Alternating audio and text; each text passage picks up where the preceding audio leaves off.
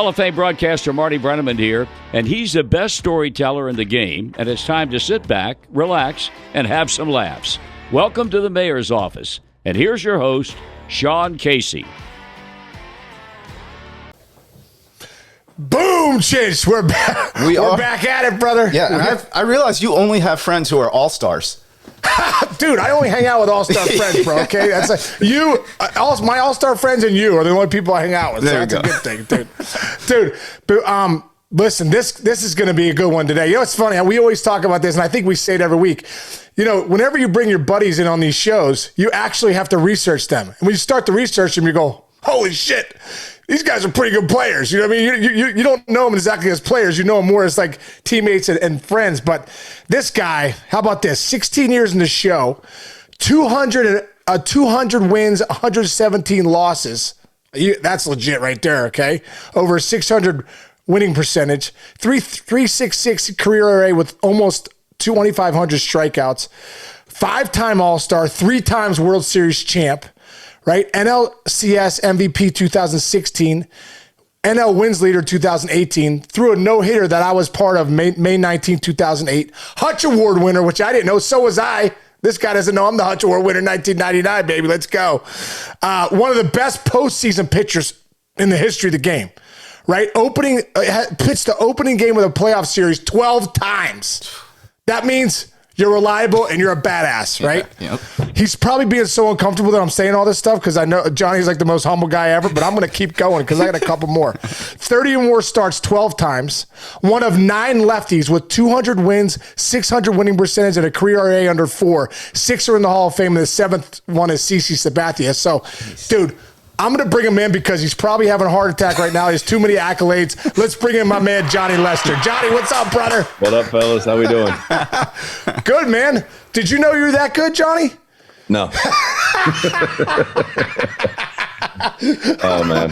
Oh, man, of course you did. One day, tell your kids, you know, I know my do your kids remember you at all playing? Like, does Hudson remember it all? Or He does. You know, I mean, and Walker does too, to a certain degree.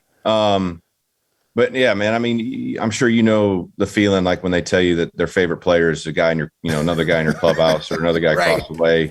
It's really bad when they say it's somebody across the way that you can't stand. That's the one that I was like, no, he can't, you know, you're not allowed to root for him. No, you don't like him. You don't like him. But no, man, I think HUD remembers a lot more of Boston. You know, and then obviously Chicago is so fresh in his mind, but Walker only remembers Chicago and Cy, you know, really doesn't know much. I mean, she's just happy that I'm home more than anything. Right, dude. Yeah. Yeah. How's that been, brother? I mean, 16 years obviously on the road. I know exactly. I feel like I walked away too because my kids were 6, 5, and 1 at the time when I left Boston in 08 was my last year. But I just remember the grind of the years that, you know, towards the end. I think when you're younger, you're like, let's go, let's go, let's go. But as you get older, you know, how is it being home? Are you enjoying it? And also, why did you retire, brother? Because you still had 28 starts last year. You were still putting up some numbers. Yeah, I mean, I think, you know, as you know, man, it gets harder to leave, you know, and then, you know, their schedule starts becoming more important than your schedule, and which is how it should be, you know, like as your kids get older, they need to start being kids. And, you know, we had held off so long from letting them play sports because we knew, well, our big thing, just talking about it, is if you're going to play, you're going to be there. You're not going to be, you know, in Chicago for a month and miss all of your guys' practices and then show up and expect to play. Like, that's not the way, you know, you commit to not only play, but you commit to your teammates too, to be there. So, you know, that became harder. I didn't see him as much, you know, you're in that hotel room or whatever by yourself a lot longer. And it gets hard, man. So that was part of the decision. You know, the preparation got harder. You know, I didn't have, you know, thank God I didn't have anything major I ever really had to deal with, you know, through my career, but just those little things became bigger. You know, I couldn't work out like I wanted to, you know, which then it makes you kind of feel like in the back of your mind, am I doing everything I can to be ready every 5 days for these guys? And, you know, the game is changing. It's younger, it's faster, it's harder. You know, and my big thing that I always talked about was I wanted to be able to hand my jersey over. I didn't want somebody to take that from me and tell me that, I couldn't do this or, have to prove myself to make a team in spring training and, all that stuff. So there was just a lot of things. Like I wanted it to be my decision, not somebody else's. I think that's a big thing that really kind of hung over my head. And it was just time, man. I mean, it's been fun. It was awesome. And it's actually been, really good so far for me. Yeah. I've had little moments here and there that I'm sure my wife would tell you where she's like, hey, you need to go, do something, get out of the house for a minute. But other than that, man, it's been good.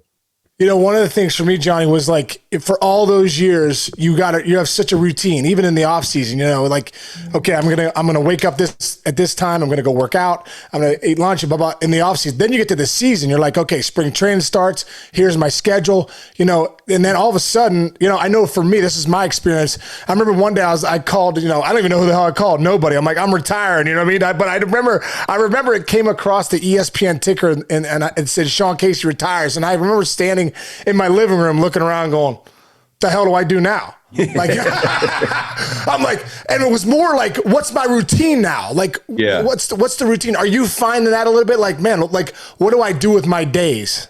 Well, I think when the kids get out of school and now that baseball's done for them, I think that'll change. Right now I still have the routine of, getting into school. We got stuff we got to do during the day, pick them up from school, homework, practice, games, whatever it needs to be. So I have that structure that you're talking about right now. Right. I think when they get out of school and, when it gets hotter down here where I won't be able to go to the farm as much just because there's not as much to do or whatever, that might get a little harder, but I've been so wrapped up with, driving these kids around and making sure that they get to their stuff and trying to be a part of that, that I really haven't.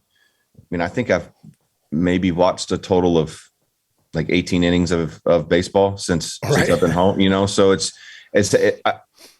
I miss the camaraderie side of it, but I've been able to get that in certain areas. I played in a golf tournament in Dallas and got to see, the Beckett's, the Millars, the McCanns, and we got to have our dinners and, kind of have that stuff that you miss. So that kind of held me over for a little bit. So man, I think when summer comes, it might get a little weird, but we've had a good run so far. So I hope that continues. What about you, Johnny, with your kids? You got Hudson, I believe, is 12, Walker's 9. Do I have that right? Well, close. Well, Hudson will be 12 at the end of July, and then Walker will be 9 at the end of September. Okay, and then you have Sai, too, obviously, is your daughter. So, like, what about you now as a dad, brother? Like, now you get a chance to kind of be with them when they're playing sports. What advice do you have for them as a dad now that you're there all the time? Well, it's funny because I try not to be the baseball dad. I try to be just dad. Like, I want him to know, that well, I've told him, I said, man, I really don't care what you do. I don't care if you strike out every at bat. Like I don't, that's not what makes me proud of you. What I care more about, and we had this conversation about halfway through the season, is your hustle and your attitude. I'm like, if you stop hustling, that's going to make me more upset than you striking out every time. Or making an error in the field or whatever. Like, you give good effort, you cheer your teammates on. That's all I care about. So that's what I've been trying to instill into them. Obviously I know I wasn't a hitter. So anytime I talk to my kids about hitting, they look at me like I got 3 heads. They're like, hey, you went deep a couple of times in the show though, bro. Well, yeah. I mean, they did see that, but you know what I mean? So I've been trying to like outsource that, kind of push them. If Hudson started to ask questions about pitching, it's kind of interested him a little bit. And then Walker will play kid pitch next year. So they've asked questions, and all that, but like I said, man, I'm just trying to be dad, just trying to play catch in the backyard, throw batting practice when I need to, and, all that stuff. So, all the other stuff I think will kind of fall into line as they get a little older and kind of figure it out. Takes care of itself. Well, dude, I want to rewind a little bit, brother, because I got a chance to know your parents a little bit, and I know you come from great stock. You know what I mean? Like, just just the way you carried yourself, Johnny, the teammate that you were to everybody and throughout your whole career, like how accountable you were. I mean, it's even looking at your numbers and the starts, and you even talking about it now, being accountable to your teammates. Can you talk a little bit about your upbringing? Like, what was it like growing up in the Lester household? Your dad was a police officer. Your mom worked, for the roads for Pierce County, like doing some hard labor stuff. I met your mom at your wedding. I was like, damn. I was like, she's the most jacked person here. I was like, I think she'd kill anybody. If anybody crossed anybody, you'd have Mrs. Lester dominating people. So what was it like growing up in your house, man, with two hardworking, parents? I think you said it, man. I mean, I don't want to say it was hard because, I mean, they I don't want to say gave me everything that I needed to do what I did as a kid and end up turning into a baseball player. But, they provided me with every opportunity to succeed. I think the big thing that my dad and my mom always tried to make sure is I was accountable. Like I was accountable for being at the practices, being at the games, my schoolwork, and just as a human being, like you have to treat everybody with respect. And, until they break that, you treat everybody with respect. And that's something my dad always talked about. They were hard on me. They made me work hard. I'm sure I had the same talks with my dad after games that a lot of guys did, as far as, effort and attitude and not yelling at the umpires, which really didn't work out too well later. that talk never stuck with me very long. But no, I mean, I think that's the biggest thing, man. It's just being accountable. And I always tried to be accountable for each day that I was at the field. Pitching is so unique compared to hitting because, you guys get to do it every day. There's people see the work that gets put into it. Whereas, when we throw our bullpens, nobody's there. Nobody wants to pay admission to go watch a bullpen. They're watching batting practice. So, people have to assume that you're doing your work, and I try to be, accountable for that. And that's definitely something that my parents instilled in me, is the work ethic and all that stuff. So, they definitely made me, not only who I am as a person, but as a baseball player, for sure. What about I always say, attraction, not promotion sometimes, as far as man, when you watch, I remember my dad started his own company in high school, and I just remember the hours of grinding. I was like, God, this guy is still, the lights are still on downstairs. He's still, working his ass off. Your mom doing what she did that, was that kind of one of the things where you watch them, man, I can't believe my mom's doing, the hard labor that she does. Yeah. And I think I really didn't see it until I got older and appreciated it.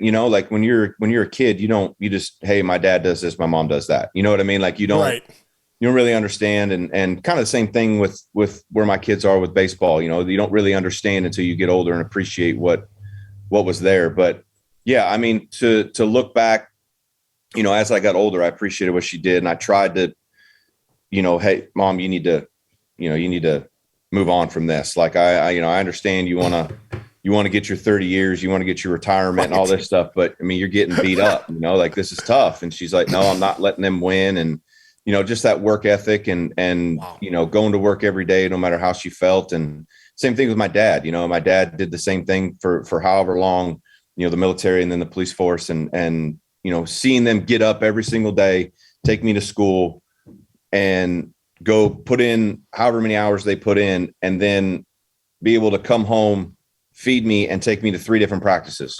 and 2 different games, and do that and never complained and did it. And, that just, that really sticks with me. And I, obviously am very grateful for everything and, afforded me the opportunity to be a kid and get to play a bunch of sports and get to do a lot of awesome things. And, yeah, man, I mean, I think looking back on it, you wish as a kid you could appreciate it a little bit more, but as an adult, you definitely appreciate everything your parents do for you. Who was the biggest influence in your life outside of your parents? Man, a lot of when you leave at 18, I'm sure this goes for, guys that go into the military and other guys that are people in general that take jobs where they got to travel at a young age and and kind of figure things out. It took to a lot of coaches, I was very fortunate to get, I know you know how it is, man. In the minor leagues, these coaches can have one or two agendas, either to make you better or to try to put their name next to your name in case you make it, Yes. I want to thank these three coaches, and then hopefully they get a promotion off of those guys, so I was very fortunate to meet a lot of great guys. Ralph Truel was one of them, that at an early age really helped me hone a lot of things with my craft. And then, through the minor leagues, some other guys, but, I think too, like at the time of my life and then the stuff I went through, Tito was a big part of that, with my cancer stuff and getting back to the big leagues and understanding the business and the human side of the game. I always felt like they had my best interest at heart when they made decisions. And that's hard to believe in a business like that. It's hard to, but Tito always did that. And I think he was a big one. And then, John Farrell at an early age for me too, right when I get into the big leagues, kind of really helping me hone my skills and kind of being there for me, being a young guy and on a veteran team and listening to me gripe about all the old guys treat me like shit. And, I had to take beers on the plane and sing and all this other stuff. But, everybody does it. You just feel like you're the only one doing it at the time. And, he listened to all that. And so, I was very fortunate, man. I got to have a lot of good mentors along the way. Yeah, dude. What a great organization you were drafted by to have the guys that they built that minor league system on. Obviously, you're very fortunate there. I think some of the things you're talking about, I know for me, I came out of college and I always look back and go, if I came out of high school, this industry would have ate me up and spit me out in a year or two. Like I just felt like at 18, I don't know if I was mature enough to go play minor league baseball and leave home. Like mentally, as an 18-year-old kid now playing baseball, for money, and you got $1 million signing bonus, all this stuff. But mentally, when did it start to click for you? Like, okay, I got to get a routine. I got to figure this out. Like, how did you not just go to the minor leagues and be like, oh man, this is too hard?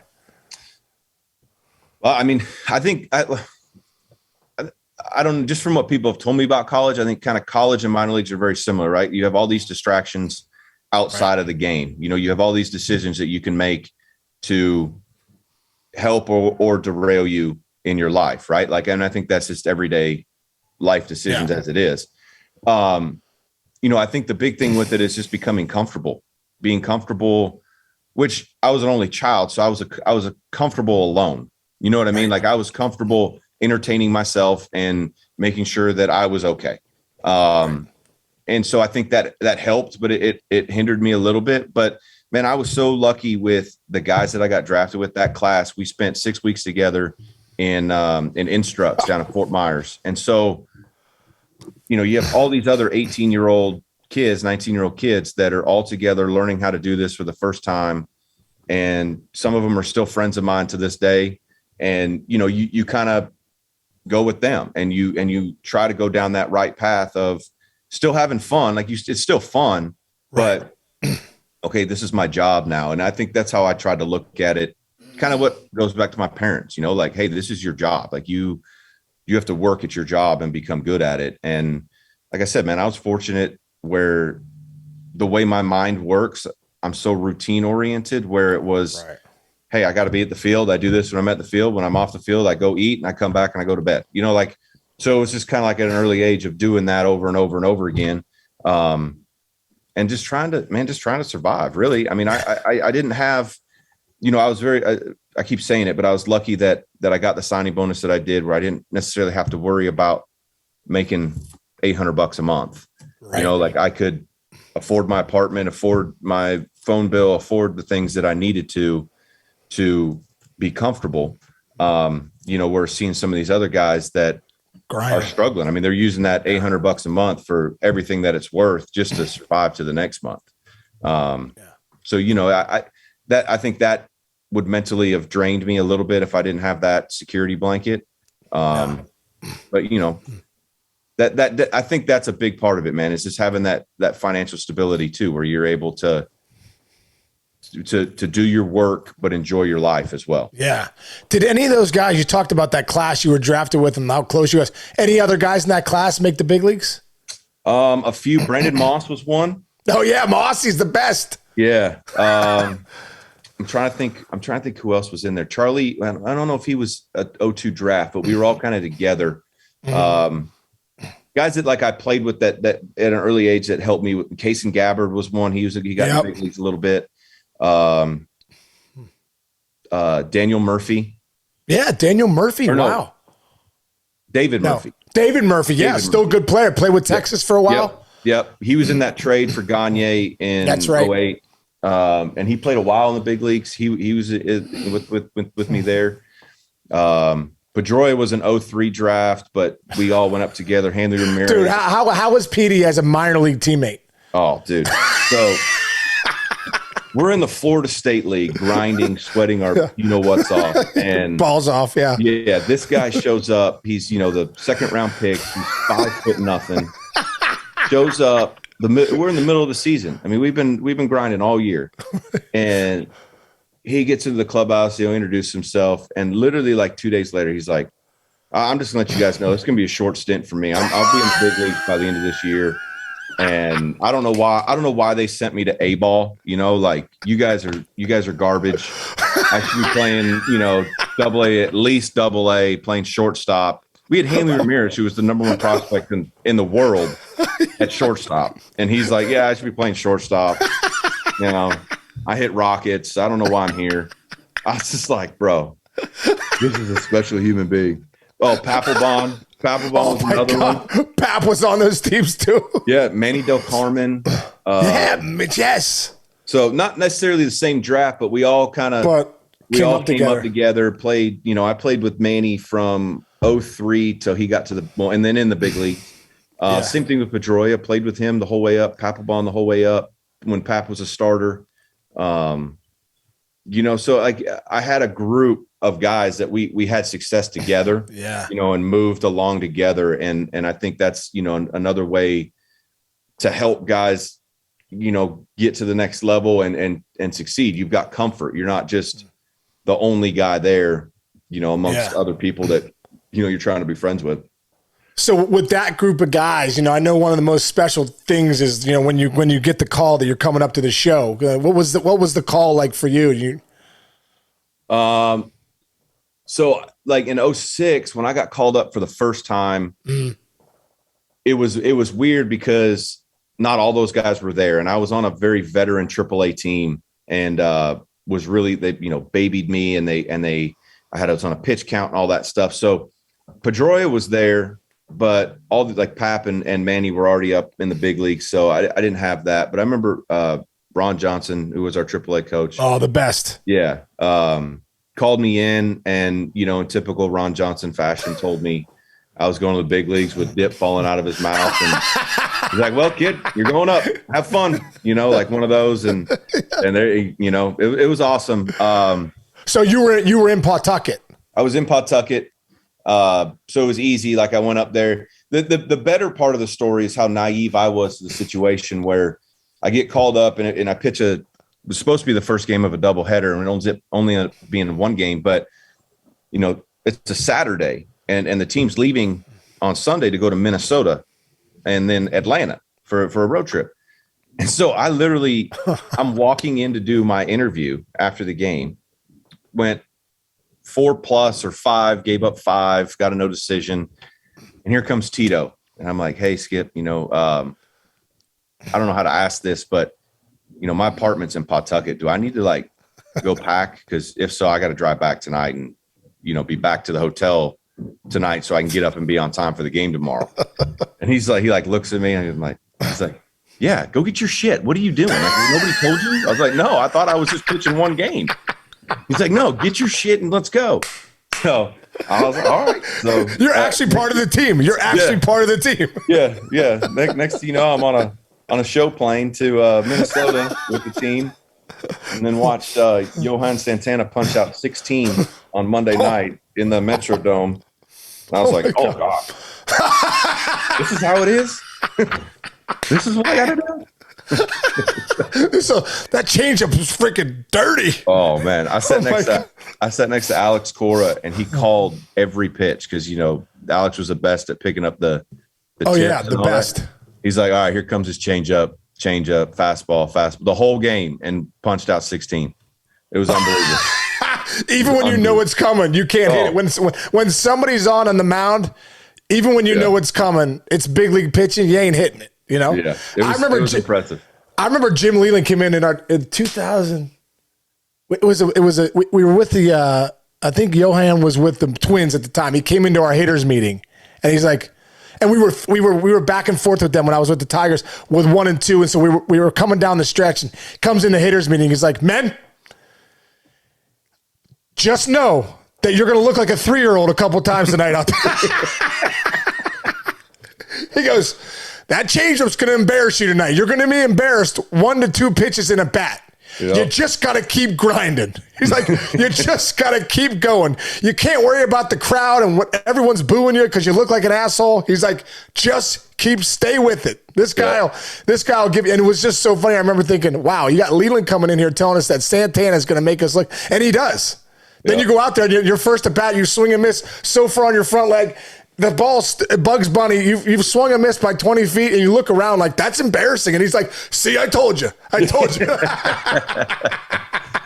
Yeah, man. He was something special for a while there. I mean, for a long time. He was. So, Johnny, for you come up in 2006. You have some success. And then at the end of that season, I believe it's coming into spring training, or you talked about it earlier, but you get diagnosed with lymphoma, right? You all of a sudden, can you take us back to that time and when what you were thinking when all this is happening to you?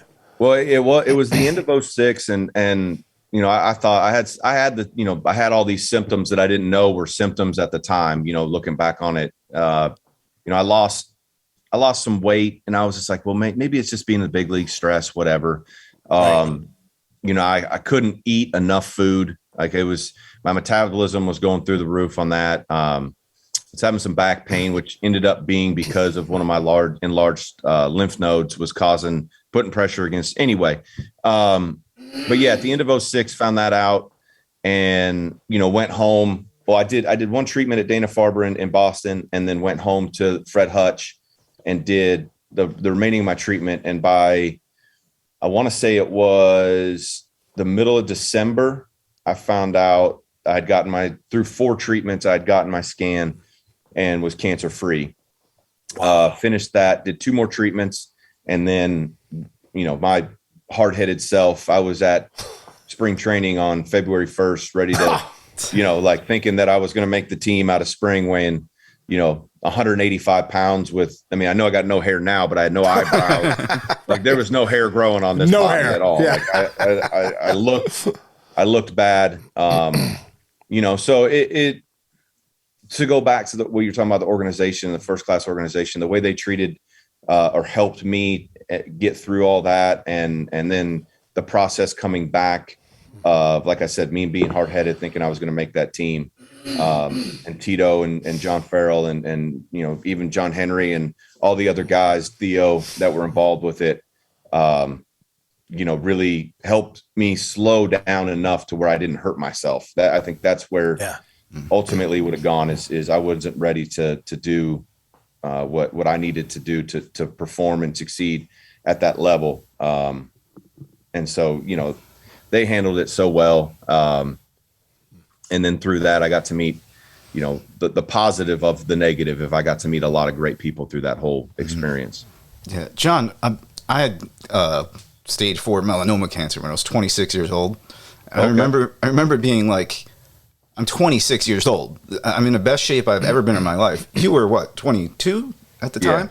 And you were a world-class athlete at that time, and you're trying to become a great professional athlete.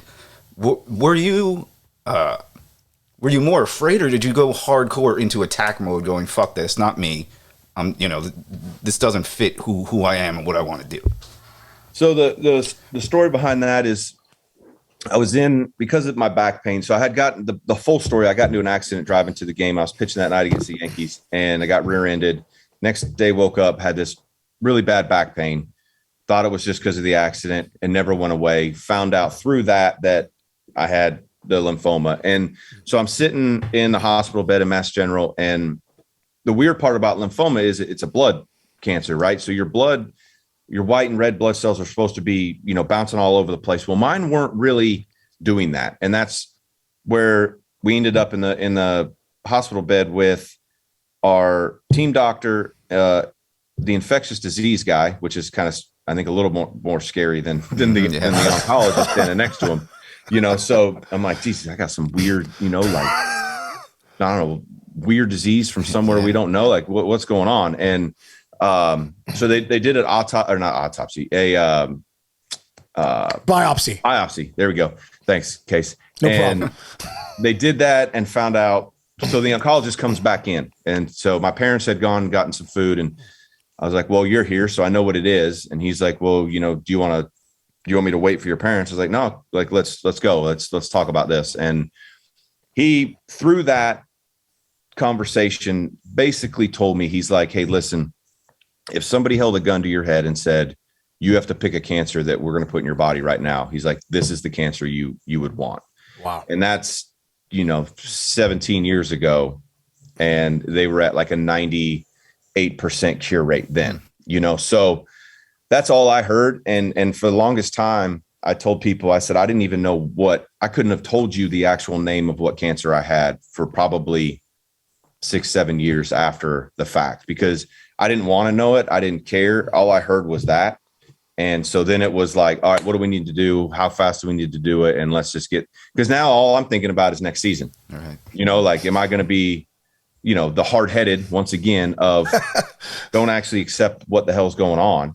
And I'm starting to think, well, okay, if I need 6 treatments at the minimum, that puts me at this date. If we start at this date, which then gives me a month for, like this stupid stuff. But to answer your question, yeah, I mean, once I heard that, it was, let's go, let's do this. Let's figure it out. And the shitty part about cancer, right, is you put all these drugs into your body that don't make you feel any better. Right. They make you feel sick. That's the weirdest thing, is like you start feeling sickness that you never know you could even feel. Yeah, exactly. It's not like the way I describe people, it's not like you have the flu and you get some Theraflu and you feel better in 2 or 3 days. Like, this is, 3 months of feeling like dog shit, like you feel terrible. And you have to believe that these drugs are working, until you go back for that scan of, okay, well, hopefully this worked, and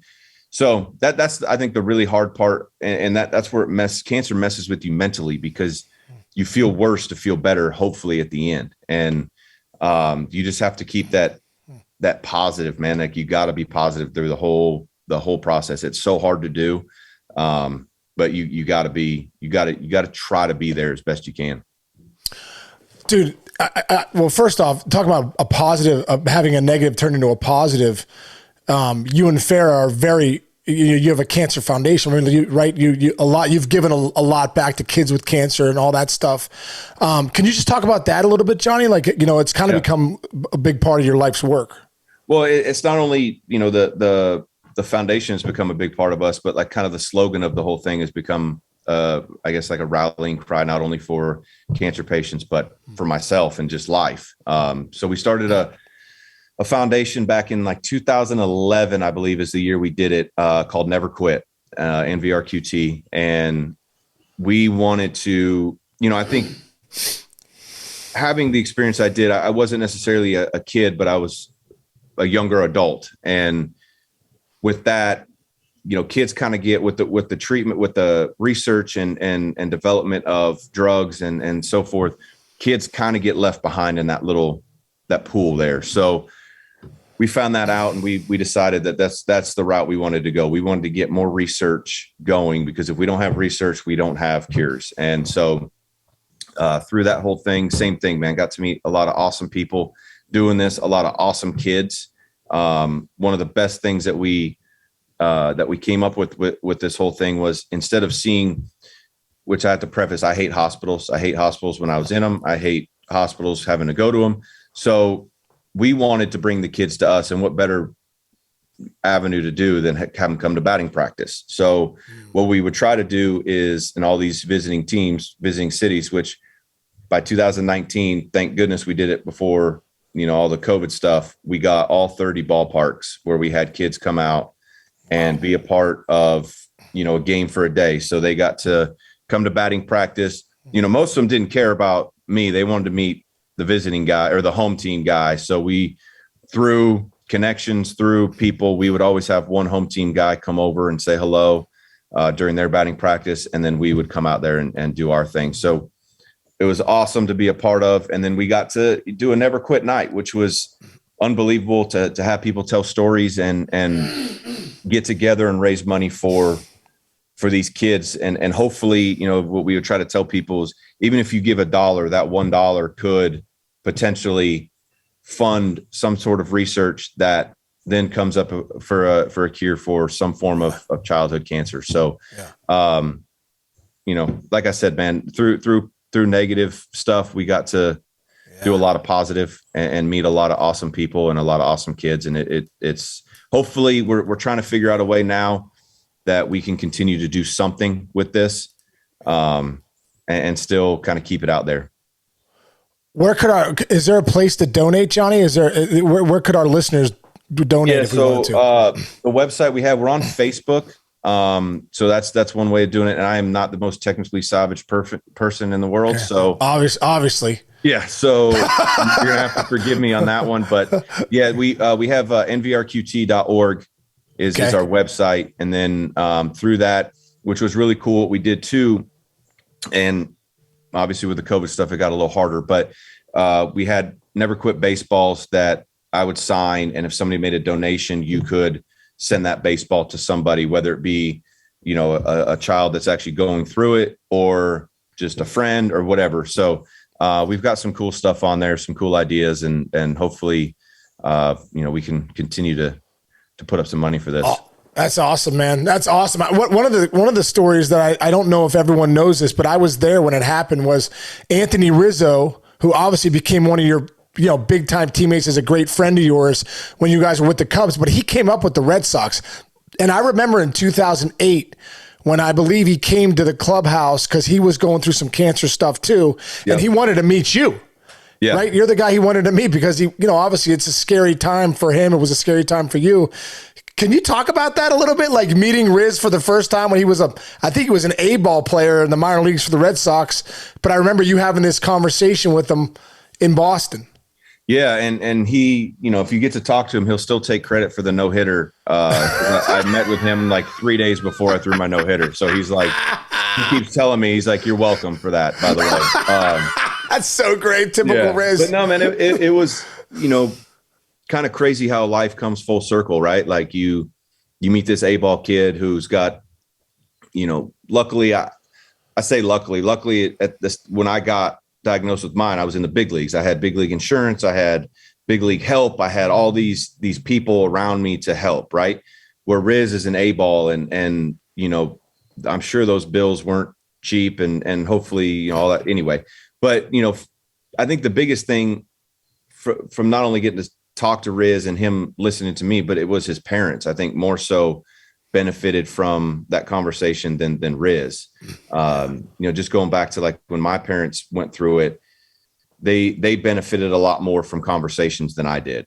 And so it was a really cool experience to get to meet him. And then I want to say I didn't see him again until 2014.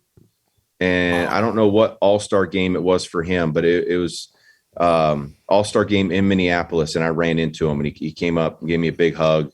And, it was kind of the beginning of that move to Chicago, I guess, more or less. But no, man, like just a connection that I always have with him. And, looking back, I'm obviously more proud of what he does off the field with his foundation and, kind of the man he's become and all that stuff. I got to see it kind of firsthand, him grow up and do all that. And so he's an awesome, awesome human being, a good friend.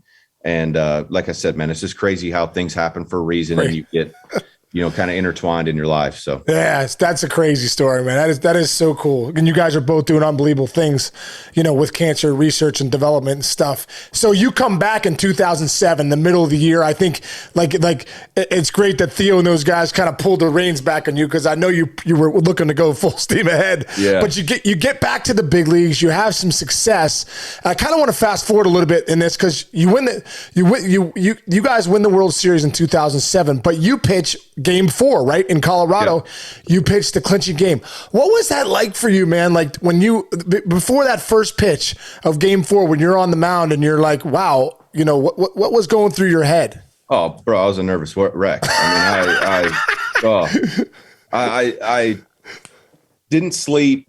You wake up and you go get breakfast, and you're trying to just be normal, right? Like, you're trying not to think about the magnitude of what's about to go down. Like that's, I think, a big thing that you have to try to do is kind of downplay everything. And I just remember like sitting in the hotel room, and I like had kind of the nerve, like the shakes, just like you were cold, like I couldn't stop. I'm like, what the hell is wrong with me?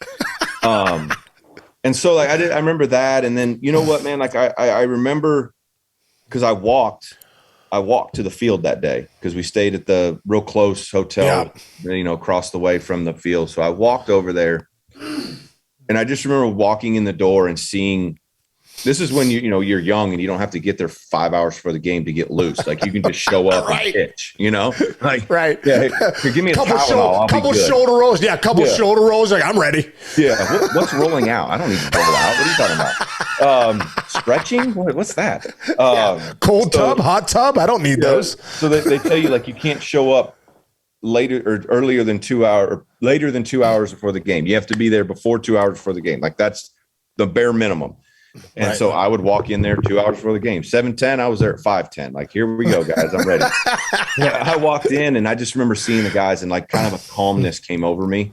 Because I think just being there, now you're back to that routine of what you need to do to get ready, right? And so now I kind of fell into that.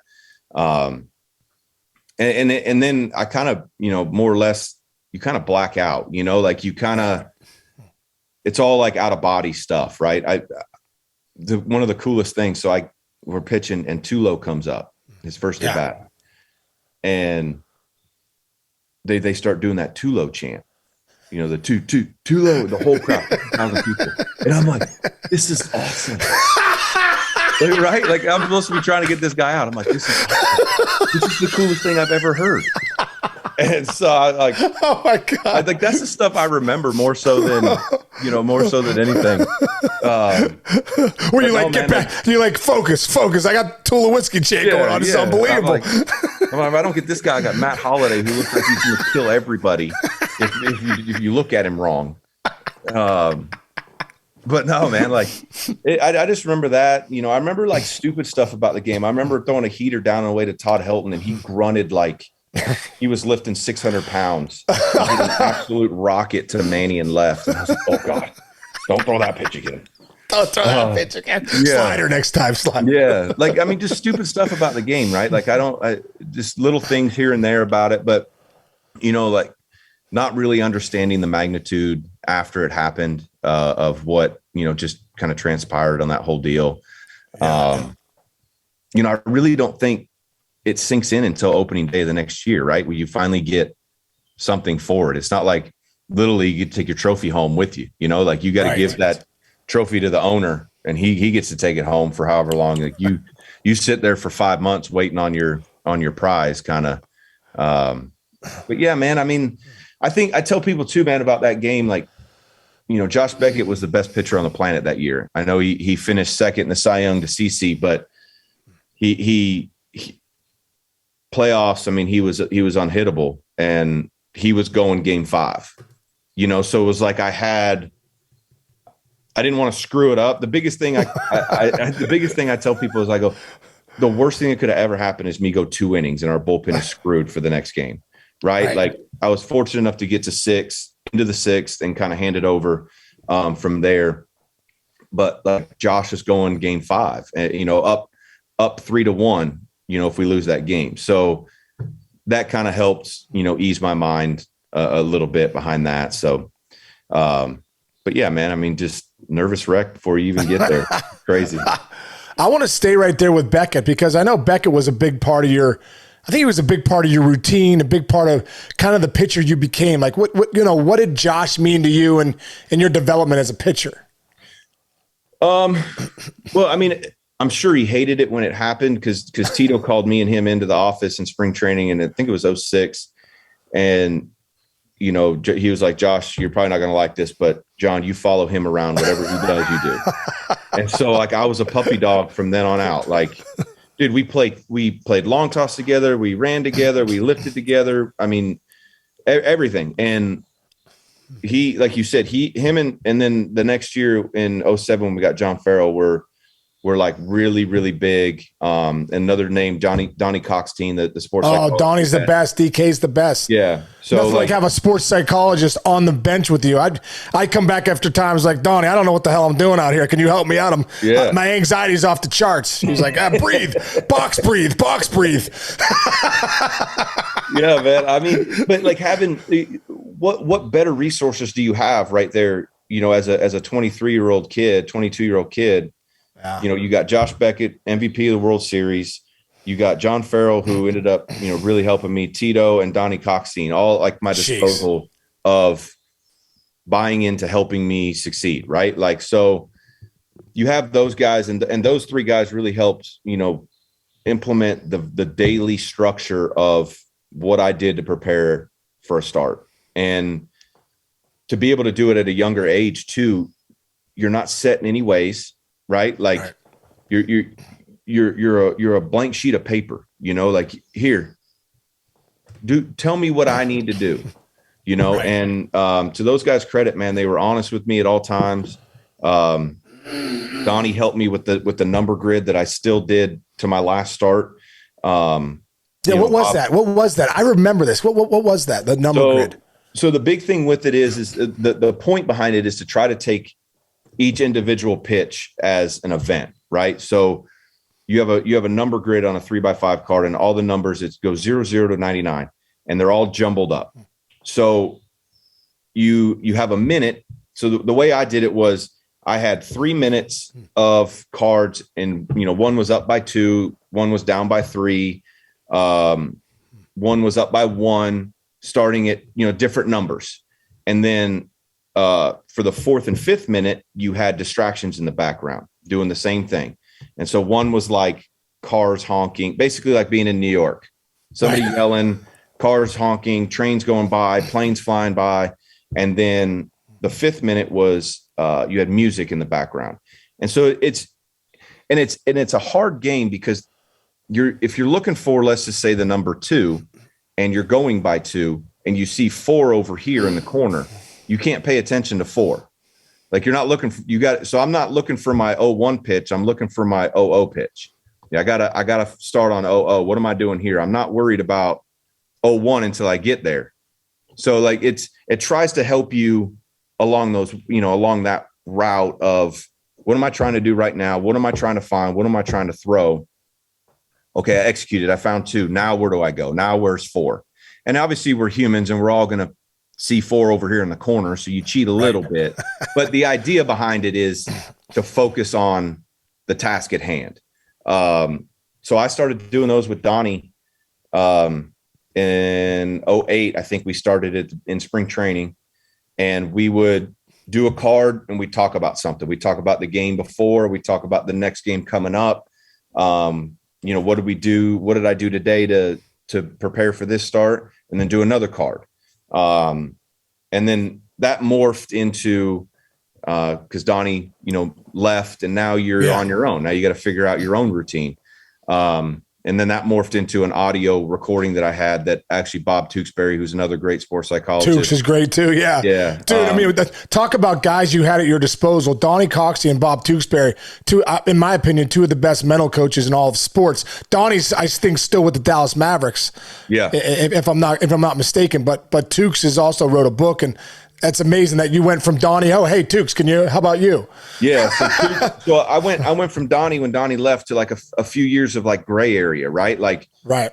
what am I doing? Like, I'm still trying to do these on my own with my own deal and whatever. Well, then Tukes gets there in, I think, 13. And bro, I'm struggling. Middle of the season, struggle bus in 13. And I'll never forget it. We were in Oakland and I was pitching the next day and I go, Tukes, man, I need, like, we got to do something. He's like, all right, meet me in the visiting clubhouse guy's office in like the 3rd inning. So I go up there.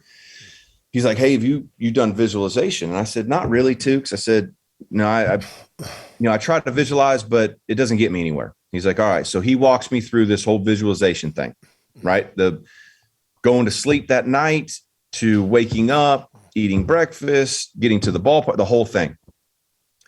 And I would love to tell you I sat there and threw 9 shutout, but I didn't. I threw, I think 3 runs. I got a no decision, but it was like I was out there and I was in it. Like I was there. So from that point forward, he made me the audio recording and he would do the same thing. It would be the same steps. You know, obviously he left out that we were pitching in Oakland and whatever, but I would throw, 3 batters with nobody on, 3 batters with somebody on, and then kind of finish it with some positive words at the end. So my routine went from my cards, that takes about 8 minutes.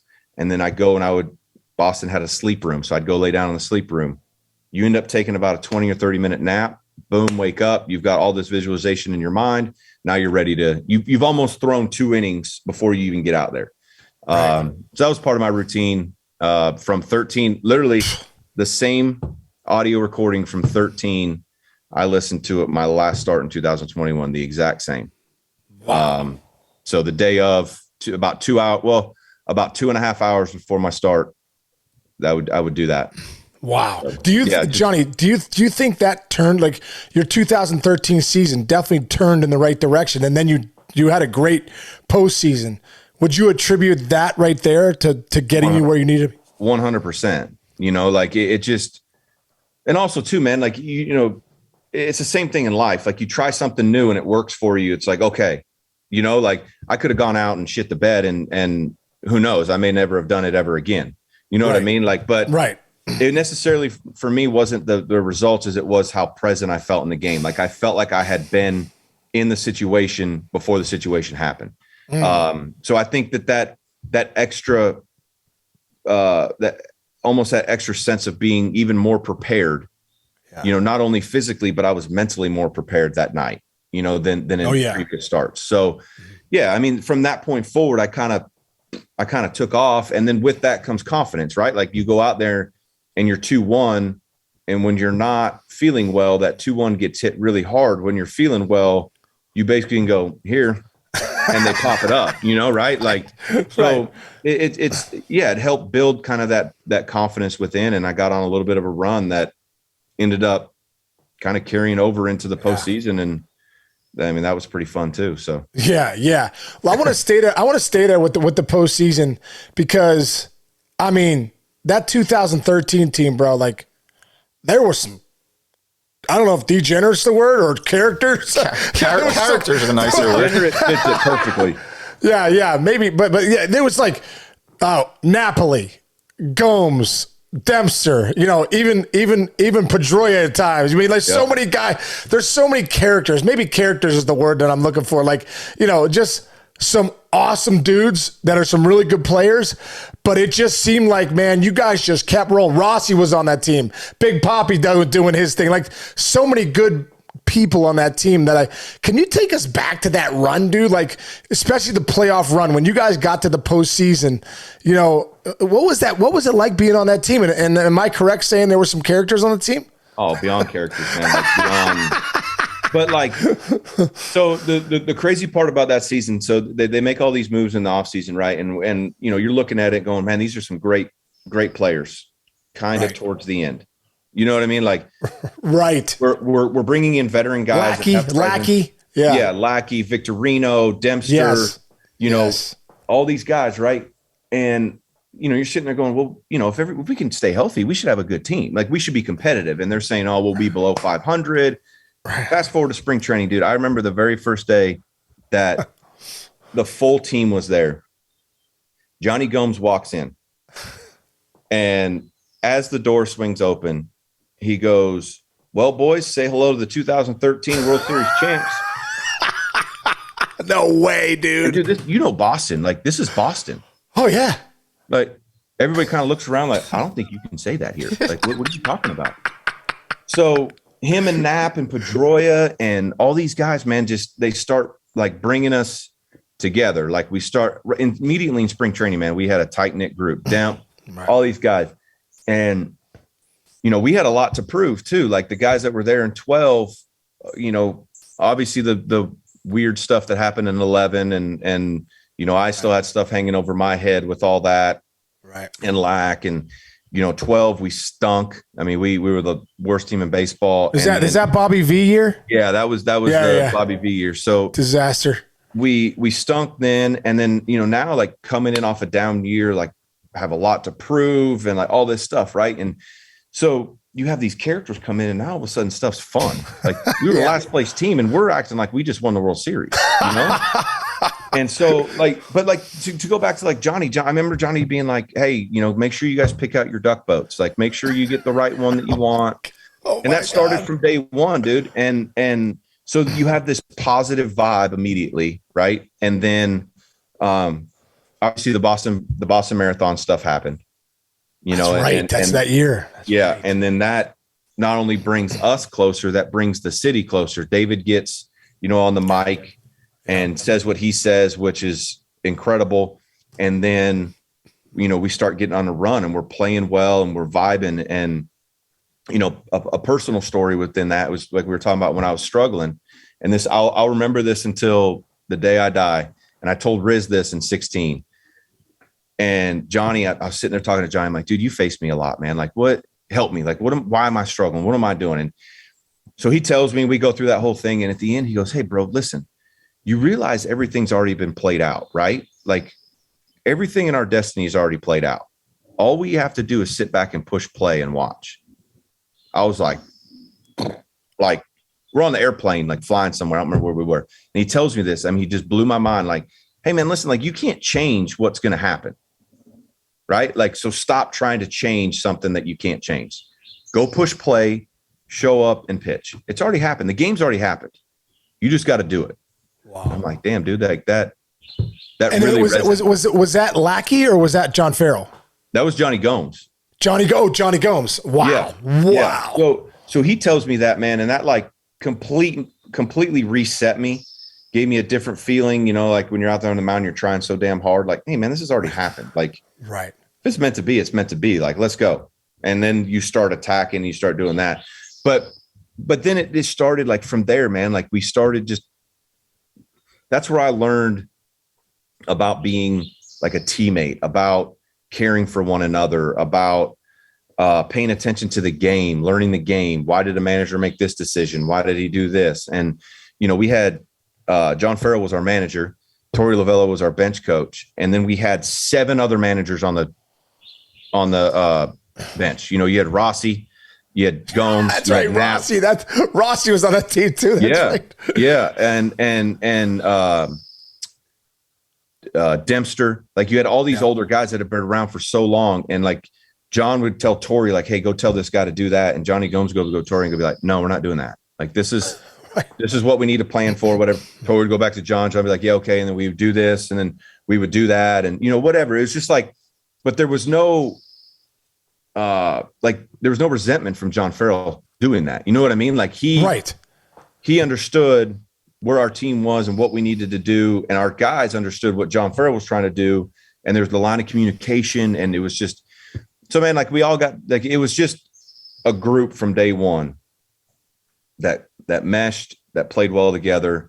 And then at the end, we came out on top. And man, it's like the year that I always look to, when I talk about fun, when I talk about camaraderie, when I talk about like just the dudes. Like, you don't have to have the most talented team to win. We weren't the most talented team, but we had heart. We had guys that cared more. We had good veterans, and we played our dicks off every day. You know what I mean? Like, it was every single day the guys played, and it was. I mean, this was back when you could slide into second. Right. And I remember, and not to, this isn't a bad mouth to Daniel Nava or anything, but No. He went into like, it was kind of one of those plays where he wasn't going to get to second. So he kind of just peeled off, you know, and he comes in the dugout and Johnny Gomes walks down there and he goes, if you don't throw that guy into the green monster next time, I'm throwing you into the green monster. You know, like one of those. Yeah, like set the tone. Yeah. But like respect, like it wasn't like degrading or anything like that. It was just, hey man, we play a certain style of baseball here. And we understand that you weren't going to get there. Like it was one of those, you know what I mean? Like just the easy double play, hit hard, whatever. But it was just kind of the point of the matter of what our guys tried to play every single day, of this hard nose, we're in your face, we're coming at you, you know, style of baseball. God, I love that team, dude. I was at all those games working for MLB Network and just, you know, watching you guys play. It just looked like, wow. For all the people that say chemistry doesn't matter, that's a bunch of bullshit. You know what I mean? Like at the end of the day, chemistry does matter. The energy of a Johnny Gomes coming in and saying, all right, boys, get your duck boats. Let's go. Like from day one, like that stuff matters. It matters because it's such a marathon. It's such a grind of a year, 162 games. And if you're going to postseason, it's 100, whatever, 80 some games. Dude, you got to have guys that are out there grinding, good players but that want to be there, that kind of love each other. And you know, that team for me was that. Well, and it's not always going to be guys that you're friends with for the rest of your lives either. Yeah. You know what I mean? Like it's when you get 25 guys in a room, not everybody's going to like each other, regardless of how good, bad, or indifferent you are. Right. Like that's the nature of the world. Like you're not all going to get along, but there's the respect and there's their effort. Like, I know I'm going to give you everything I have. Doesn't mean we're going to go get a beer after the game. Right. You know, like you don't have to have that, but the chemistry on the field has to mean something. Yeah. You know, like I said, man, we may not all go out and get a beer after the game, but when we're at the field, when we're here to work, you're my brother. Let's roll. Yeah. You know, like there's a difference in that, you know, and to the people that say that chemistry doesn't matter, they have never been in a clubhouse then. Like it does matter. It does matter. Exactly. Dude, when I think of that World Series too, I think of one of the greatest hitting expeditions we've ever seen what Big Papi put on. Like you could have thrown a BB up there and he would have hit one, you know, 9,000 feet. Yeah. Two parts on that. Watching him do what he did in the 2013 World Series, you know, what was that like? And also, of all the years playing with Big Papi, do you have a story that, you know, that still sits with you that maybe you tell your buddies? Really, he hit that entire playoffs, you know, like it was, I mean, if you think about like, we come in against the Tigers and the Tigers are supposed to steamroll us. And we lost 1-0 to Anibal Sanchez, who punched out like 16 in game one. And then game two, we're down. And, you know, Papi is probably the only guy that I've ever seen in my career where the stadium stops when he comes out of the dugout just to go on deck, like not even to go hit yet. Like people are watching him swing on deck. They're not even watching Pedroia, you know, like they don't care what he does. They're watching what David does. And he comes out and I'll never forget it. It was me, Peavy and Ross sitting on that little perch where Tito used to sit, and bases are loaded, or it wasn't bases loaded yet, but he comes up and he goes, if he brings in Benoit, it's the biggest mistake he's ever done. And he walks out on deck, and we're like sitting here going, what? Like, what do you mean? And he tells it later. He would just sit on his changeup, and that's where he hit the homer off of him to the grand slam. So I think either tie it or put us up. And that's the one where Torrey Hunter went over. The fence. Yeah. So like hits a grand slam. And when he went up to bat, Peavy sat there and goes, dude, if he hits a grand slam, we're winning the series. And sure, I mean, boom, hits a grand slam. We win the series, we move on. And then he like just carried that over into the World Series and just put on an absolute display of hitting. But I mean, I think the most famous story from David, and this is how awesome he is the Pedroia doesn't know his name, you know, story. I'm sure you're familiar with it. Yeah, no, tell it. And so I forgot who we were playing, and Pedroia was on deck or something. A play was made over by the on deck circle. Pedroia was standing there. David was standing there for some reason. And the catcher goes, hey, Dustin, how you doing? And Dustin's like, good, man. How are you? And David comes up to him afterwards. He goes, hey, what did he call you?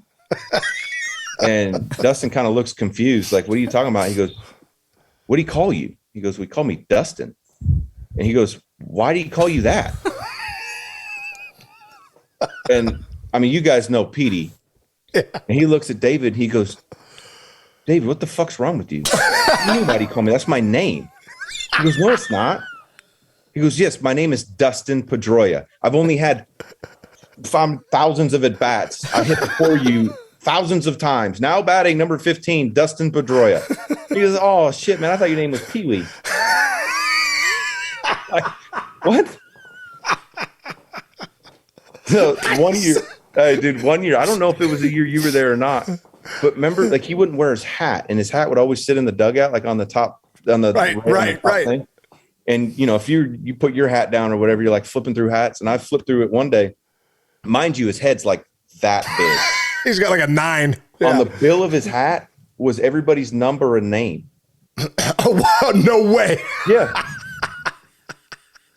I still don't think he knows my name. He always just called me Lesty. Oh my God. I think it was like a mix between Lester and Lefty. Oh my God. It's so great. Dude, it's funny you say that. Like, you know, just playing with, there were so many characters throughout Boston, but you know, back to that, you know, he talked about having his hat up there and you know, him having all the names of everybody and their numbers and stuff. So funny. It's totally a Papi thing. I wanted to throw this story in there before we moved on from Boston. Was in 2008. It was like towards the end. I think I was on the DL at the time, and you, me, and Coco Chris were sitting in the dugout together. I don't know if you remember this story, but up to this point, bro, like my whole life, I'm like, I'm a baseball player. Like I gotta be able to have a couple dips. I want to put some Levi Garrett in, some Copenhagen. Petey's putting in like Pete's skull and freaking just eating it. So I remember saying to you, Johnny, do you remember this story? I'm like, Johnny, and you and Coco Chris, I'm like, hey guys. Listen, I'm on the DL. I was like, my career's over in like 2 months. I want to put a dip in like Tito's got. It looks so good. He's got the Levi Garrett, it's, you know, maybe a little Kalu in there. Who knows? Pulls it out. And he's got like a couple bazooka around him. Like, you know, and I said to you, Johnny, I go, Johnny, how long do I think I have if I put one of those in? He goes, Case, you got at least 4 innings. I'm like, all right, perfect. So, dude, you go over, you get the Levi Garrett. I get the gum. I'm chewing it up. I wrap it around, put it in there. I got a dip in, bro. It's you, me, and Coco. We're on the thing. I think you guys might too. We're spitting in the dugout. About 4 minutes later, bro, freaking Green Monster looks like a freaking ride at the Six Flags. Just starts zipping. I'm like, holy shit. I'm like, I'm not making it 4 innings. I'm 4 minutes in, and I'm a big problem. So, like, I look at you, I look at Coco, I'm like, bro, guys, I'm done. I'm 4 innings, no chance. I'm 4 minutes in. This is why I'm 0 for 8 pukes in my life. I just can't do this. It doesn't matter. So I remember throwing it out, and you're like, all right, Case, just get it out of your mouth. You know, I'm underneath the thing. I'm just eating the water cooler, right? And about an inning later, Johnny, I'm like, man, I don't feel good. So I go up to the clubhouse. I'm like, I gotta lay down. Well, I go up there and Bartolo Colon's watching Telemundo soap operas, and I remember Bart's like got an ice pack on. I don't even think he pitched, but I'm like, Bart, you mind if I lay down with you? He's like, oh, no problem, mi hermano. So next thing you know, I'm laying down on Bartolo Colon.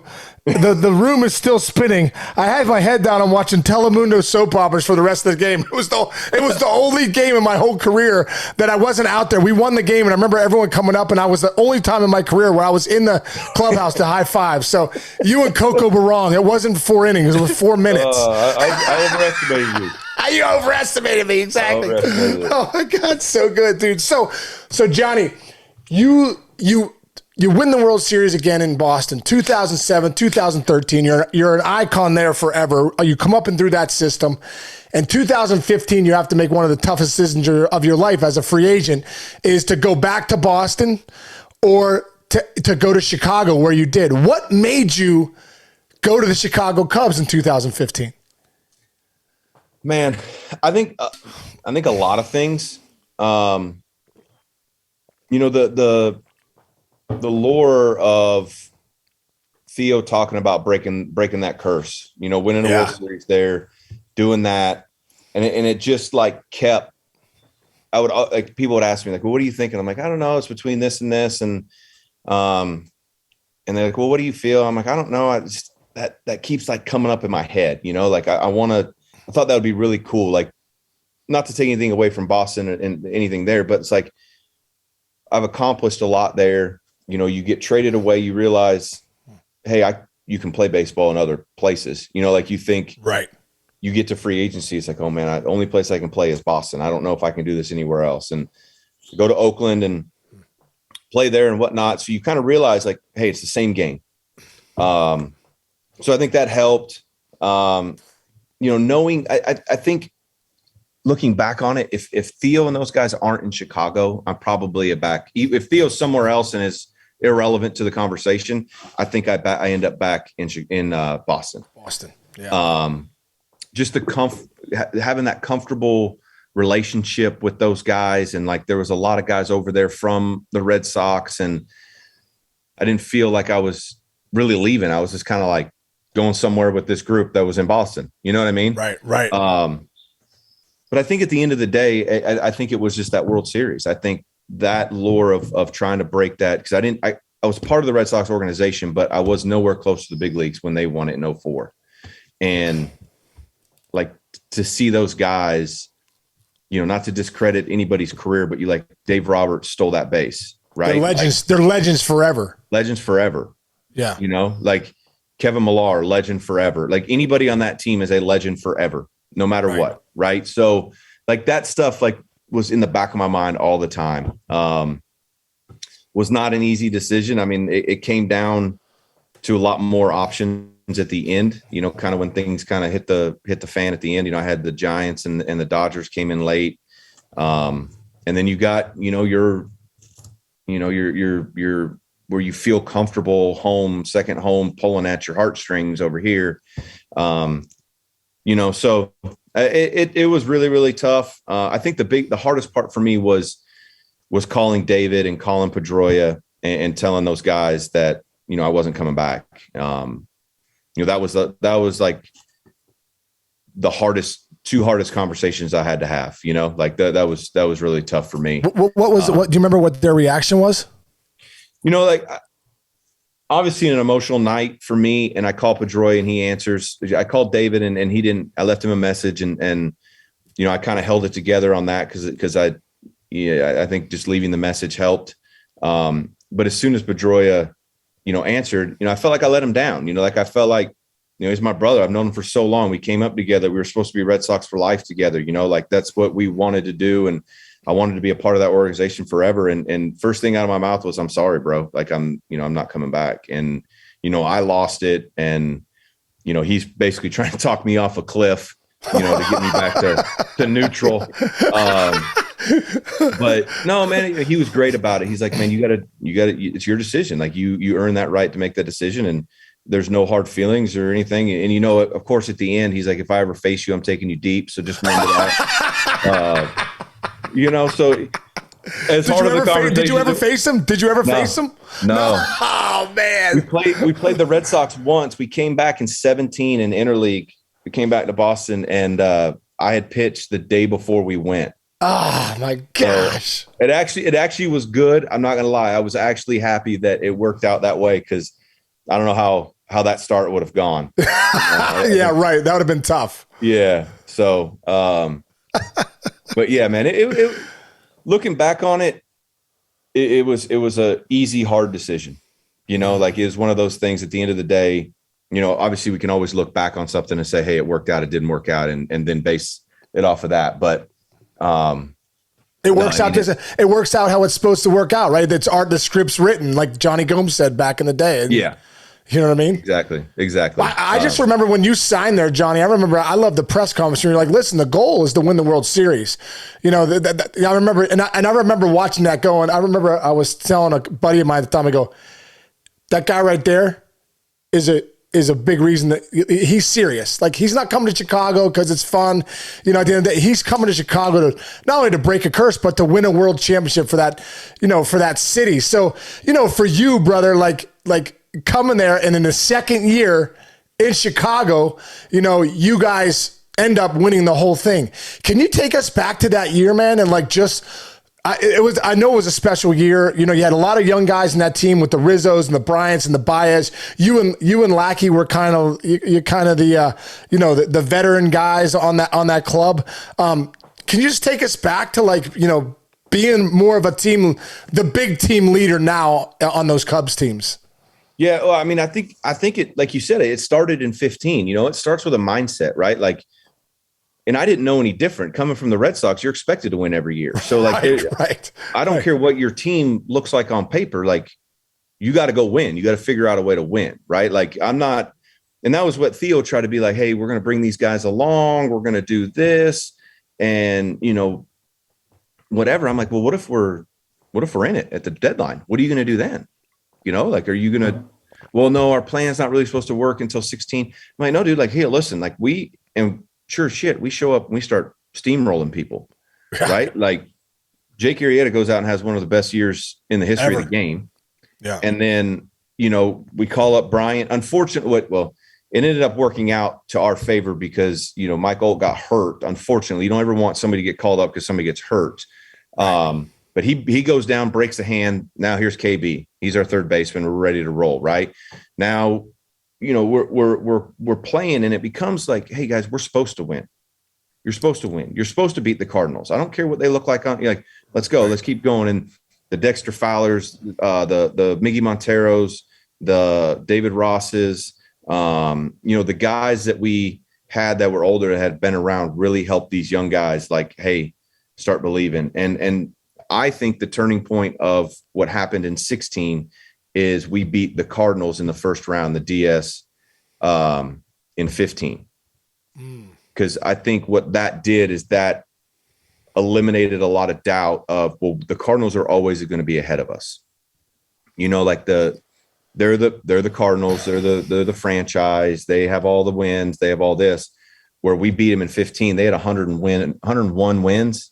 And we stunned them and we ran out of some steam. But I think us beating them that series right there set us up for 16. And then now you've got KB, who's got almost a full year. You've got, these younger Schwarber. You've got that's right. Baez. You've got guys that have experience now to where when they roll into 16, it's not new. They're not learning. They're learning, but they're more of, I've been here, I'm playing, now let's go. Right. And then 16, man, was just like the belief of what we talked about, what Johnny said of, hey, y'all pick out your duck boats. Hey, welcome to the 2016 World Series champ clubhouse, like stuff like that. Like you got to talk positive. And another thing that Johnny said that I'll never forget in 13 was he goes, yeah, do I have a routine when I hit? I do. I have a routine. But at the end of the day, I want to practice hitting home runs because I want to hit home runs. Like I'm not working on hitting a ball to the second baseman. Like what am I teaching myself there? Like, yes, there's some fundamental things, 100%. There's a time and a place for that. But when I'm in the batting cage, I'm trying to hit home runs because I want to practice what I want to do. So if you talk about what you want to do, then when the situation arises, you're not nervous. You've done it. You've talked about it. You've lived it. And so you get to that point of your belief is so strong that now, like we talked about, push play, and now we're good. Now we go. Yeah. When you look at that team in 2016, it just seemed like, 15 gave you guys confidence, and then 16, you're like, okay, we're here to win this whole thing. Is there a moment in the postseason that you look back on before we get to Game 7? Is there a moment in that postseason where you're like, wow, we're over the hump, or this is a team we're going to win it this year? I thought 15 was that. I thought if we could stay healthy with the same guys that we had in 15 that got us to that point.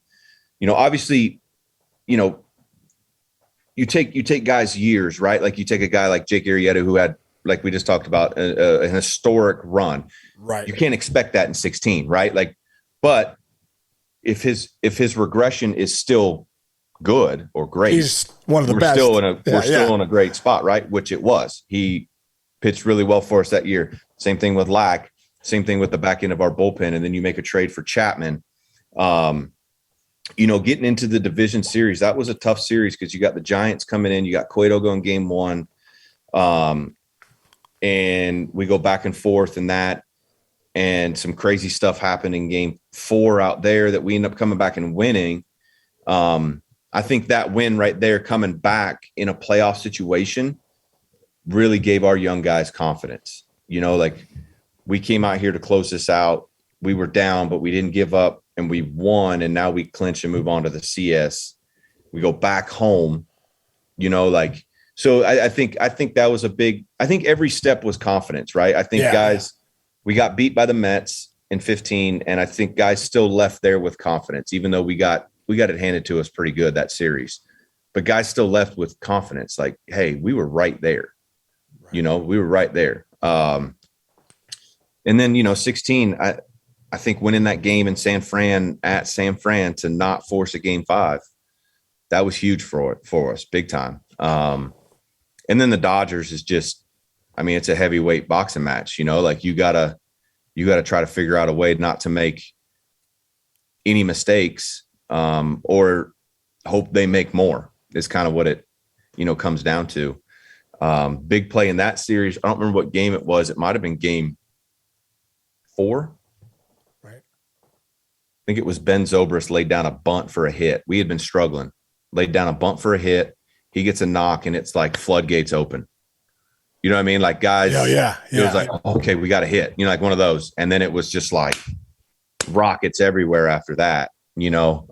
That was a big thing in that series there. But man, I mean, I'm just in the World Series. Were you guys down 3-1 in that World Series? 3-1 in that World Series. What was that like, being down 3-1 in that World Series? I mean, what was it like in the clubhouse? Were you guys like, you know, what were you saying to each other?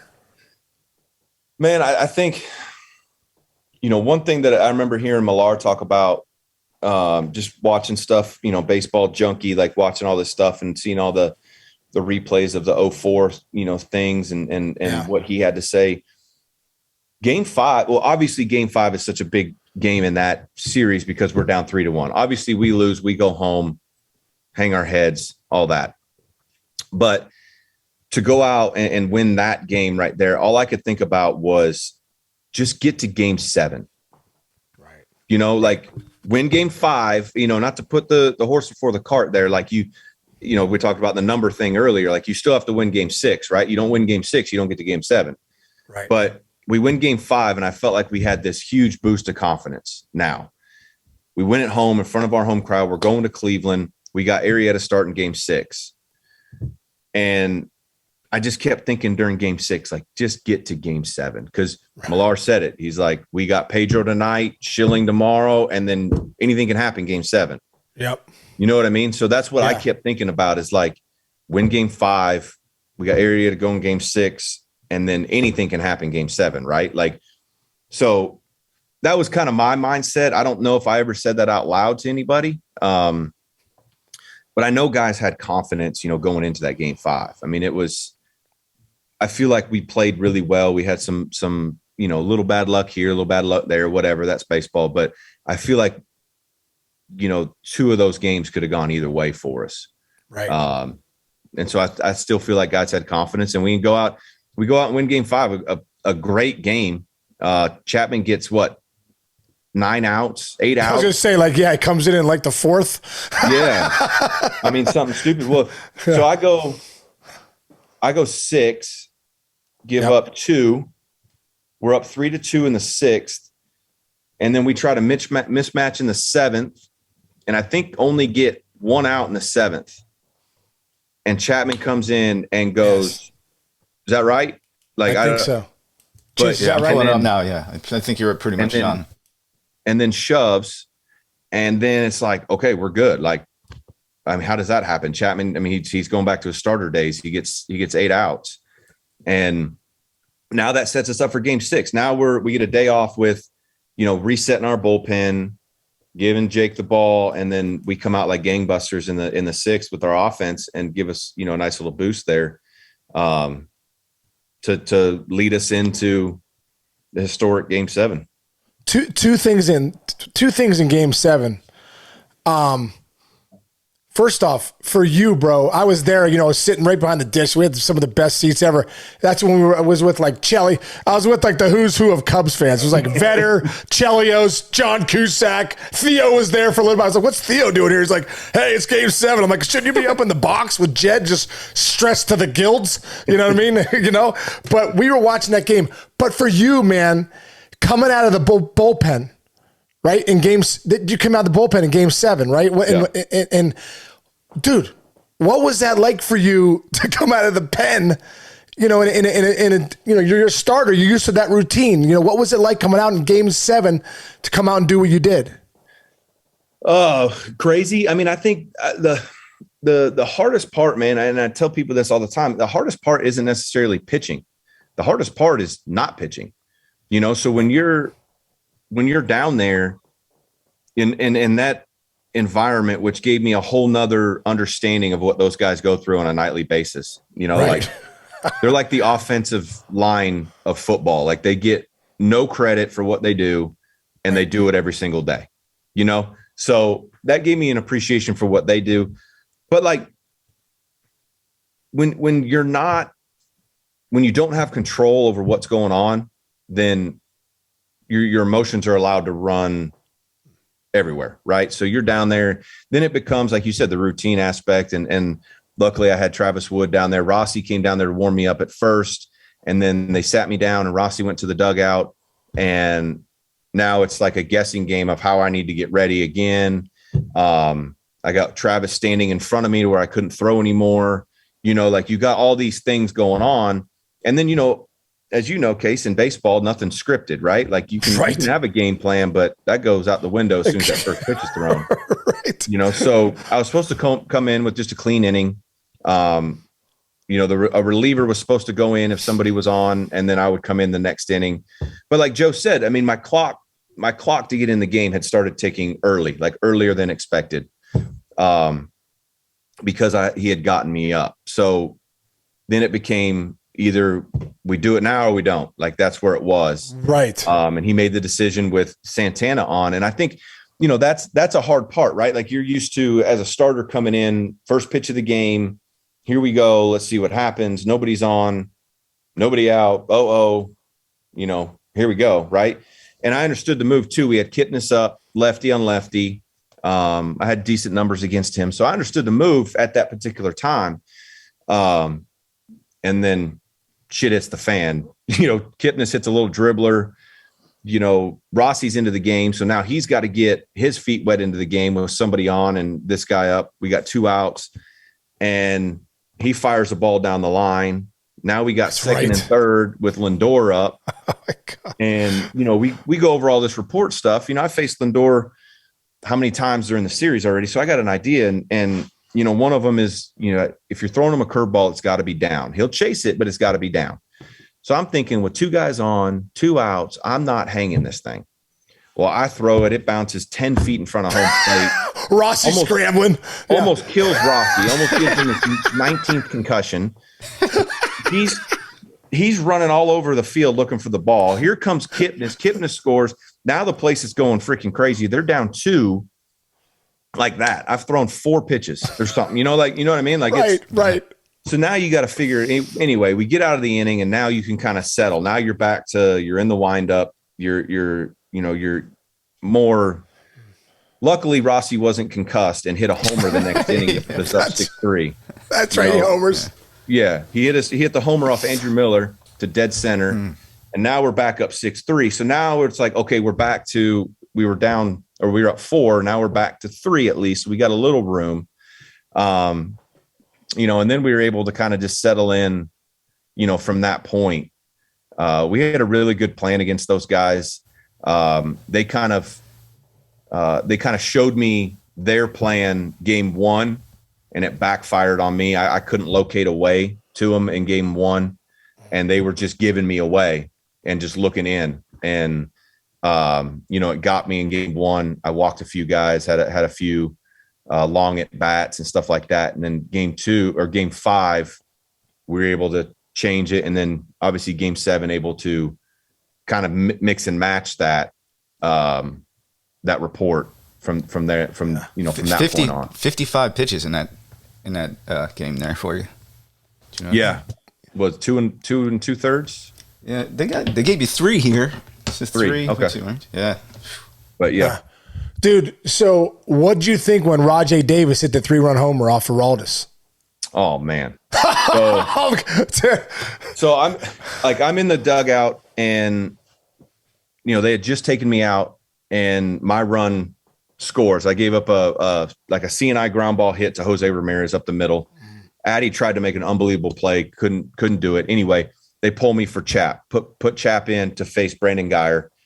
Geyer hits a ball in the gap. My run scores, so I can leave the premise now. I can go into the clubhouse. So I go in there and kind of taking a breather, sitting there for a minute, and some other stuff goes on, and then now Raje's up. I haven't taken anything off. I got all my stuff on still, mind you.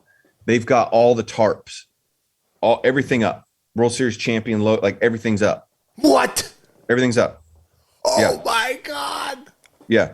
So are you a little bit like, get this shit down, or like I was at first when I walked in, but I didn't want to say anything. I didn't want to jinx any more of the jinx. You know what I mean? Right. I didn't want to address pretend the like you didn't see it. Yeah, right. Yeah. So I'm sitting there, and the Raje Davis bat is going and going and going. And so I'm like, God. So I start taking my shoes off. I'm like, okay, what? Like, just don't watch. And another foul ball. And then all of a sudden, clips it, homer, and we're all sitting around like, oh my God. And the clubhouse guy, Willie, oh yeah, is standing in the middle of the clubhouse, and I take my shoe off and fire it into one of the other lockers. I'm like, you better get all of this shit down immediately. And you would have thought people were coming out from under the ground. Like, there's people that just appeared out of nowhere ripping this shit down, right? Just pulling it all down. I'm like, get the champagne out of here, get the beer out of here, everything out. So they get it out, and we're all like looking around. What just happened? Well, the crazy part, like, people forget this. Chap gets out of that inning. They think that was the bottom of the 8th. Chap gets out of that inning and then comes out and fires a 1-2-3 in the 9th. Oh, wow. That's right. Right? Like, that's what people forget. They forget that he fired the 1-2-3 in the 9th, which is, I think, the biggest inning of the game. Right? We're tied home. Game 7 just gave up the tying home run. Like, Chappie in my book is one of the baddest human beings I've ever met. And then we had the infamous rain delay, which was, I think, good for our team, obviously. Yeah. Because I forgot who said it, but somebody said it where they were like, it's like a fighter getting stunned, right? Like, you're kind of stunned, and then you get that bell to ring. Like, oh, okay, I can go sit. Right. And regroup. Get my wits about me. Yeah, I'm not on the clock. I'm not, a ref isn't standing there telling me, are you good or whatever. Now we came inside. It was just players. We all sat inside together. We talked about it. We got it off our chests. And it was like, all right, 0-0 when we get out of here. And it was funny. So Schwarber's a rookie. And he came off of ACL surgery. Shouldn't have been, right. More than ACL, like right knee reconstruction or left knee, whichever one it was. And he goes, we're walking out the door. He goes to somebody, I forgot who was hitting after him. He goes, after I get this knock, or no, they were going to pinch run for him. He goes, after I get this knock, you better steal second base. And goes out there and hits a rocket to right. And he's standing on first. They pinch run, and then we end up, Zoe gets that big knock down the line, to take the lead. And then we made it interesting in the 10th, but ended up pulling it out. What was like Johnny, that meeting, was that when everyone got together, was it a quick meeting? Did it, was it something that like needed to happen kind of thing? It needed to happen. And it wasn't like, people always, they always ask, well, is it, what were you guys talking about, the manager? Like, no, it had nothing to do with anybody other than ourselves. Like I said, it was like a regrouping. It was hey, we're good, breathe, we're fine. Right. Let's go. It's 0-0. 0-0. Let's go. Like, and it happened after the bottom. So like, we were coming out now swinging as opposed to going on defense. You know, I think it'd be a different situation if we were playing defense there. Right. You know, but we were going out on the offensive, and guys just were like kind of like a regroup, just a reset. I mean, dude, we're riding all the emotions that the Cubs fans are riding, you know, with us, you know? So It's like, we're all in it together, and we just had to take that breather. Yeah. You know, and the rain was perfect for that for us. And, you know, it ended up working out on our end.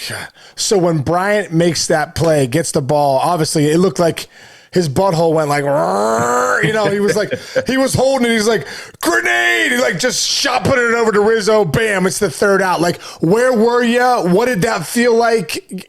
All that. So, man, so I come back out, and like I told you, man, it's better to pitch than it is to sit. Right. Like, so I'm in the dugout, and Borzy was our report guy, our pitching report guy. And so anytime, you know, now we started having like these mixed, this was before they changed the 3-batter or changed it to the 3-batter or whatever. So we had all these mixed matchups, right? So we'd bring in a pitcher, they'd pinch hit somebody. I'm like, all right, what do we got? Like, what are we going to do to this guy? You know? So I'm like trying to be in it. And I'm pacing just up and down the dugout. And like, I'll stop, watch the pitch, and then just keep pacing. And so we get like 2 quick outs, and then, you know, we can't like really get it closed and all this stuff. Well, we bring in Montgomery, I think. Yeah. It went Edwards to Montgomery. Okay, Edwards to Montgomery, and they pinch hit Martinez. Is it Martinez? They pinch hit a switch hitter who was hitting right-handed. Michael Martinez, right field. Does that Coco Crisp pinch hit? Martinez pinch hit for Coco. Does that make sense there? Yeah, because I think Coco was stronger left-handed than right-handed at that time. Right. So they wanted the Martinez. So like they bring this kid in, and I'm like, well, I didn't see him on my report. Where's this guy at? Like, I don't remember seeing a Martinez. So I go over to Borzy, and he's like, hey, we're good. We got and Monty's got a great curveball, like overhand, like one of the better, you know, analytical curveballs in the game. And he looks at me, he goes, don't worry, we got spin. We have spin. And I was like, okay. So I start pacing back and forth. Dude, the 8 pitches seemed like it took like 3 years for him to warm up. And sure enough, he throws him a curveball.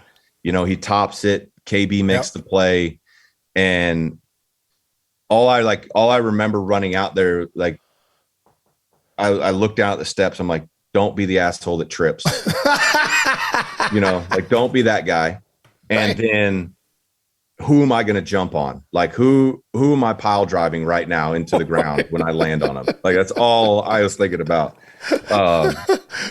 But no, man, it was like, who did you jump on? I don't even know. It was like right in the middle of the pile. You're just blacked out at that point, probably too. Yeah, I'm not the swiftest of foot. So I was like 10th guy to get there, to get on. Right. So it was, you know, but I just remember like the biggest thing for me was like relief.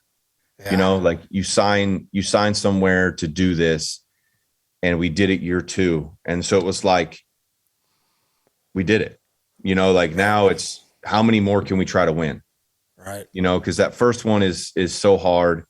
And we did it. And, you know, from that point, then it was just like, okay, how good can we get? Right. Dude, what was that parade like? There was so many freaking people. I've never seen a sea of people in Chicago. I think it's one of the biggest gathering of people in the history of the world. What was that like? You didn't really realize it when you were on the boat deals, you know, driving down the streets, because, you know, you'd get on whatever street went at Michigan Ave or whatever, and then you would look down and there'd be people down, you know, that road. Right. And then you'd get to the next and be down. So you're like, they were broken up so much. But when we got to that park, and you got up on stage and you looked up, and it was just like people, you know, like it was crazy. And then they're like, oh, hey, by the way, you haven't slept. You're on beer number like 87 for the day. Right. You know, like, oh, by the way, you got to go talk in front of all these people. And you're like, what? Yeah, like, well, what am I supposed to say? They're like, I don't know, just talk about stuff. I'm like, oh, okay. And I got up there and just like completely blanked out. And I was like, how about this shit? Looking around. Like, yeah. Nice one, John. Nice one. Really, really nailed that one. Oh my God, dude, that's unbelievable.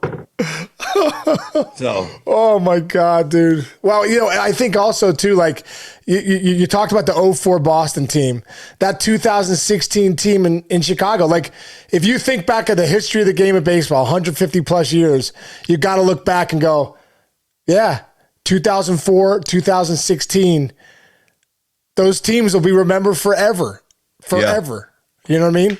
Yeah. And I mean, it's so cool to be a part of it. I mean, like I think the best part about the whole thing, and I'm sure a lot of the Red Sox guys got the same stories, was just like, you run into to fans and they're like, my, 87-year-old grandpa got to see you guys do this, before he passed away, right. Or, like my dad passed away at this age and I went and sat at his, gravestone with him and shared and listened to the radio and listened to the call and, had a beer with him at the grave. You know what I mean? Like those like awesome, just fan through and through stories, I think are what make that even more special, is you got to like, not only fulfill your dream, right? Like what you came there to do, but right. You fulfilled it for so many lifelong Chicago Cubs fans.